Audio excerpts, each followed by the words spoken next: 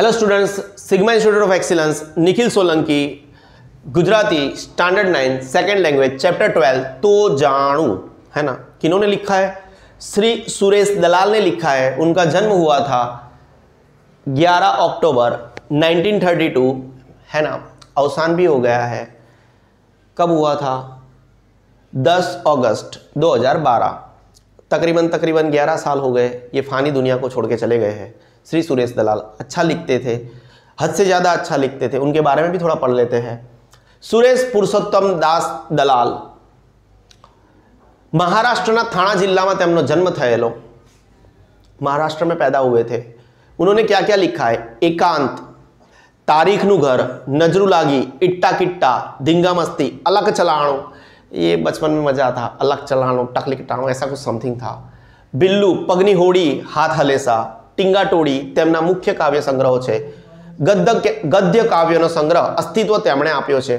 સમીદ કવિનો શબ્દ, તપોવન, ઉપહાર, સહવાસ, વિથિકા વગેરે તેમના સંપાદનો છે। કાવ્યાયન અને કાવ્ય વિશ્વ એ બે તેમના નોંધપાત્ર સંચયો છે। કવિતા દ્વૈમાસિકનું સંપાદન તેમણે યશસ્વી રીતે કરેલું હતું। તેઓ રણજીત રામ સુવર્ણચંદ્રક અને સાહિત્ય અકાદમી દિલ્હીના પુરસ્કારથી સન્માનિત થયા હતા। ये उनके बारे में इंफॉर्मेशन थी। आपके एग्जाम में इससे कुछ रिलेशन नहीं होता है। अभी ये तो जानो, मतलब यहाँ पे जो गोपी है इनको श्री कृष्ण से अनहद प्रेम है। अब ये श्री कृष्ण जी को टॉन्ट मार रही है कि आप ऐसा करके दिखाओ तो मैं मानूं कि आपने श्री गोवर्धन पर्वत को ऐसे उचका था। समझ रहे हो? तो टॉन्ट मार रही है। एक प्यार भरी संरचना है, अच्छा काव्य है, समझने की कोशिश करते हैं। पहले ये यहाँ पे हमें थोड़ा बहुत उसका इंट्रोडक्शन होता है, गुजराती में पढ़ लेते हैं।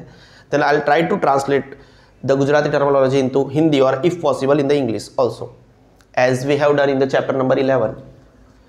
कृष्ण प्रेम ने व्यक्त करती आ रचना है।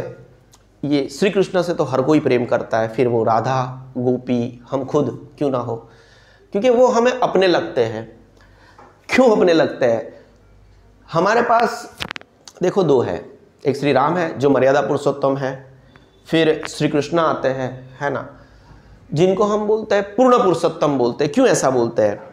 श्री राम हमें अच्छे लगते हैं, अपने लगते हैं, श्री कृष्ण भी अपने लगते हैं, पर फिर जब जीवन जीने की बात आती है हमें सिर्फ श्री कृष्ण अच्छे लगते हैं, क्योंकि श्री राम जैसा बनना तो हमारे औकात के बाहर चले जाता है। ये मेरा फेवरेट वर्ड है, यू नो। श्री राम मर्यादा पुरुषोत्तम थे। उनको मर्यादा पुरुषोत्तम इसलिए कहा गया क्योंकि उन्होंने हमेशा अपने जीवन काल के दौरान किसी भी वक्त पर मर्यादा का आचरण किया है। और वो आज की तारीख में, कलयुग में, आज की तारीख में क्या, कभी भी किसी इंसान के लिए उतनी मर्यादा का पालन करना आसान नहीं रहा। फिर हमें श्री कृष्ण इसलिए अच्छे लगते हैं क्योंकि उन्होंने लीला पे लीला करी थी। और कभी भी हम ऐसे कुछ भी कर देते तो हम बोलते श्री कृष्ण भी ऐसा करते थे, पर भाई वो लीला करते थे, वो पूर्ण पुरुषोत्तम थे। उन्होंने संसार को दिखाया कि आप कोई भी कर्म करोगे। एक बार तो श्री कृष्ण ने रण भी छोड़ा था, तो आपको बोला गया कि कभी अगर आप लड़ नहीं सकते हो तो आप रण भी छोड़ सकते हो, इसीलिए वो रणछोड़ कहलाए गए। हालांकि ये जो बीच में कुछ नॉलेज दिया 1-2 मिनट का, उसको इस चैप्टर से कुछ भी लेन देन नहीं है, लेकिन हम ये बताना चाहते हैं कि श्री कृष्ण आज की तारीख में, कलयुग में सबसे ज़्यादा शाश्वत है, हमें सबसे ज़्यादा अच्छे लगते हैं। क्यों अच्छे लगते हैं आप सोचो? क्योंकि आपका जीवन का कोई ऐसा टॉपिक रहा होगा जो आप सीधा श्री कृष्ण के जीवन काल से जोड़ के उनको ब्लेम करना चाहते हो कि श्री कृष्ण करते थे तो हम भी ऐसा करते थे। ठीक है, उनको तो मत ऐसे ब्लेम करो। कृष्ण प्रेम ने व्यक्त करती आ रचना છે। ગોપી કૃષ્ણને પડકાર આપતા કહે છે કે તમે મારી ગાગર ઉતારો તો હું માનું કે તમે પહાड़ गोवर्धन ने उचक्यो। तो गागर मतलब ऐसे वैसे क्या बोलते हो उसको, पानी भरने की मटकी या वॉटेवर। गागर उतारवाना बहाने कृष्ण गहली मतलब कृष्ण प्रेम में पागल गोपी कृष्णનું નૈકટ્ય જંકે છે। व्हाट इज नैकट्य? अटैचमेंट, नजदीकता। वो गोपी चाहती है कि वो गागर उचकने आए और श्री कृष्ण उनके एकदम करीब आ जाए। नैकट्य जंखे છે। गागर उतारे ते पति एवो लोक जीवनનો संदर्भ પણ જોઈ શકાય। और कैसा होता था, ये आज की बात नहीं है, हमारे पुराणों की बात है, हमारे पूर्वजों की बात है। गागर उतारने का परमिशन किसको होता था? वो उनके पतिश्री को ही होता था, अड़ोसी पड़ोसी नहीं कर सकते थे। तो ऐसी मान्यता थी, गागर उतारे थे पति, ऐसी लोक जीवन में संदर्भ में ऐसी वाक्य होते थे, ऐसा माना जाता था। तो તેથી જ ગોપી કહે છે, અગર वो શ્રી કૃષ્ણજી उनकी ગાગર ઉતાર દેते तो वो उनके पति हो जाते। તેથી જ ગોપી કહે છે કે પ્રેમ સ્વીકારનો આવો અવસર ફરી નથી આવતો, मतलब प्रेम का स्वीकार कर ले तो मजा आ जाए। आज आ अमलुक अवसर ने एड़े ना जवा देशो, आज तो आવું ना ज करशो। वासड़ी, जमुनाजी, गायो जेवा संदर्भोथी कविए आ गीत रचनामां गोकुळनुं अने प्रेमनुं वातावरण रच्युं छे। समझते हैं कि ये जो गोपियां है, ये गोपी जी है, वो उनको कैसे कैसे चैलेंजेस देती है और फिर एकांत में से लिया गया है। शब्द समझूती समानार्थी शब्द को पहले समझ लेते हैं। गागर मतलब घड़ो, जिनके अंदर मटका समझ लो, काइंड ऑफ, है ना, वैसे वो मिट्टी का नहीं होता है। साकड़ा मोनू पानी भरवानू वासण, वेसल। वेता मतलब भरीवाल, डापण, आवड़त। वो आप बोलते हैं ना, आपकी क्या औकात, मतलब वेता तो है नहीं आपका, मतलब करने की आपके अंदर कैपेसिटी नहीं है, ऐसे समझ लो। आवड़त, वेता को मतलब कैपेसिटी से रिलेट करना जब हम ऊपर पढ़े। केड़ी, सांकड़ों पग रस्तो गांव में नहीं, ऐसे केड़ी होती है जहां से हम चल के जाते होते, मतलब एकदम छोटी सी होती है, चल के जा सकते हैं। डचकारा, डच जो आवाज, गाय, वो पता है हम गाय को चराने जाते हैं, यू नो, तब हम बोलते हैं ए डच डच डच, उसको हलते हैं ना, वो बोलते हैं चल इधर से निकल, इधर से निकल, ऐसे चलो। तो डचकारा मतलब डच जो आवाज, गाया ने बड़द हाकवा करा तो आवाज। वैसे मुझे नहीं आता है क्योंकि मैं भरवाड़ नहीं हूं। विरुद्धार्थी शब्द स्मित, स्मित मतलब स्माइल, रुदर मतलब रोना, ऑपोजिट वर्ड्स। तળપદા शब्दों छे, और ये देखो तળપદા शब्द मतलब जो बेसिकली गांवठी लैंग्वेज होती है, तो हमारे गुजरात के गांव में ऐसे वर्ड्स यूज होते हैं। पोरो मतलब थाक खाओ, विराम करो, जब हम आराम करते हैं उसको हम पोरो बोलते हैं। टाणु मतलब एक ऐसा वक्त आ गया है, अवसर आ गया है, उसको हम टाणु बोलेंगे। छोरो मतलब छोकरो, मारवाड़ी में भी शायद छोरो ही बोलते हैं। रूढ़ी प्रयोग, रूढ़ी प्रयोग 11 नंबर के चैप्टर में भी एक रूढ़ी प्रयोग था, यहाँ पे दो है। जाजवेता मतलब वधारे पड़तू डापण, जाजवेता मतलब वधारे पड़तू डापण, हद से ज्यादा कोई डापण करता है ना, उसको जाजवेता बोलते हैं। पोरो लेवो, पोरो मतलब आराम, तो पोरो लेवो मतलब आराम लेवो। ये हमारे थे शब्द।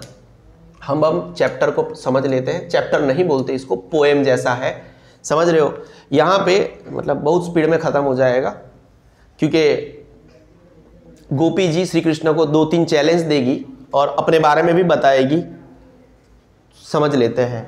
देखो मुझे सिंगिंग बिंगिंग करना नहीं आता, या काइंड ऑफ प्लेन रीडिंग होगा और उसके साथ समझाता जाऊंगा। गोपी जी क्या बोलती है? मारी गागर उतारो तो जाणू के राज तमे उचक्यो तो पहाड़ ने, हूँ तो घरे घरे जईने वखाणू के राज तमे उचक्यो तो पहाड़ ने। यहां पे ये जो पहला स्टांजा जैसा है उसको इंग्लिश में बोल गया, उसके अंदर गोपी जी क्या बोलना चाहती है, इसको मैं फर्स्ट स्टांजा बोल सकता हूं इंग्लिश मीडियम में, इंग्लिश की भाषा में।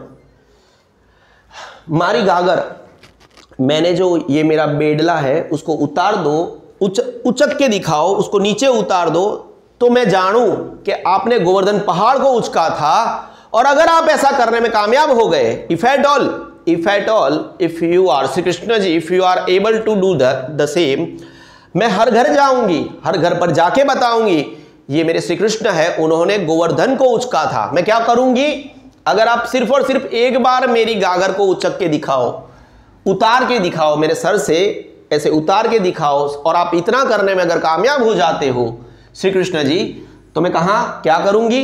मैं हर घर जाऊंगी, हर घर घर जाके बताऊंगी कि ये मेरे श्री कृष्ण है, उन्होंने श्री गोवर्धन पर्वत को उचका था।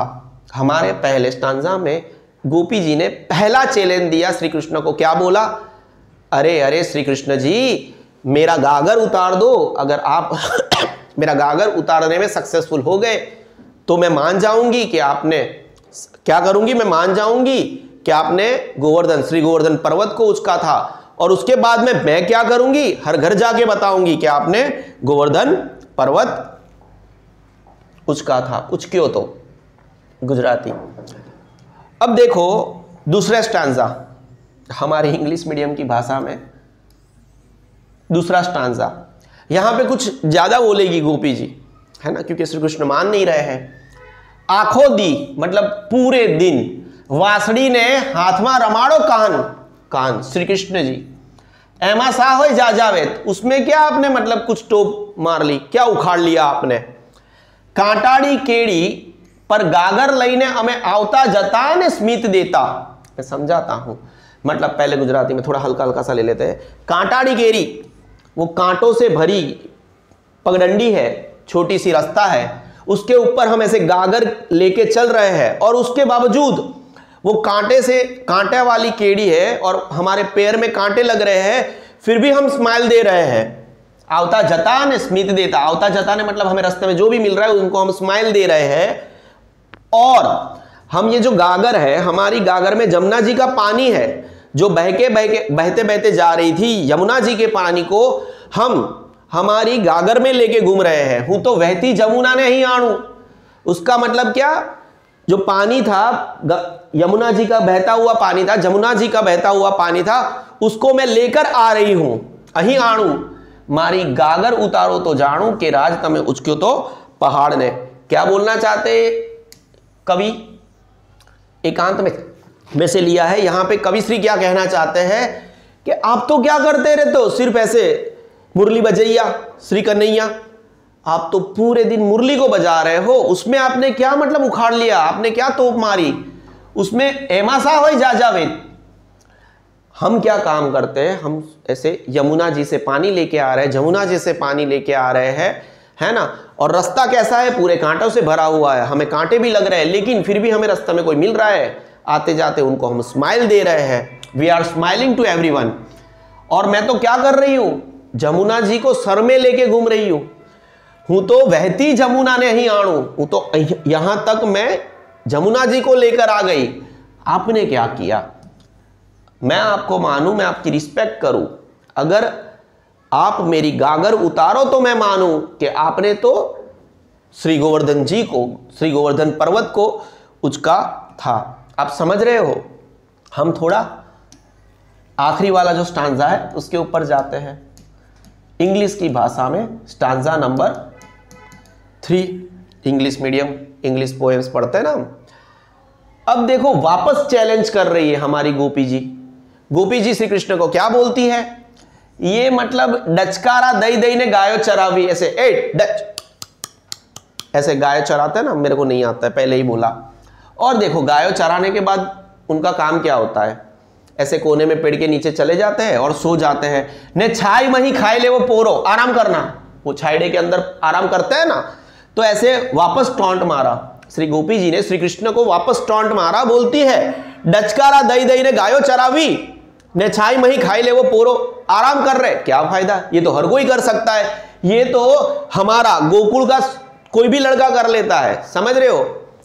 चपटी में आऊ तो काम करी ना के अही नानकड़ो गोकुल नो छोरो। आप ये जो गाय चरा रहे हो और पेड़ के नीचे जाके सो रहे हो, आराम कर रहे हो, वो तो यहां गोकुल का कोई भी छोटा सा छोटा लड़का भी कर लेगा। आपने क्या किया, फरी फरी नहीं आवे आऊ टाणू, वापस ऐसा वक्त नहीं आएगा, मैं आपको ऐसे फिर से नहीं बुलाऊंगी।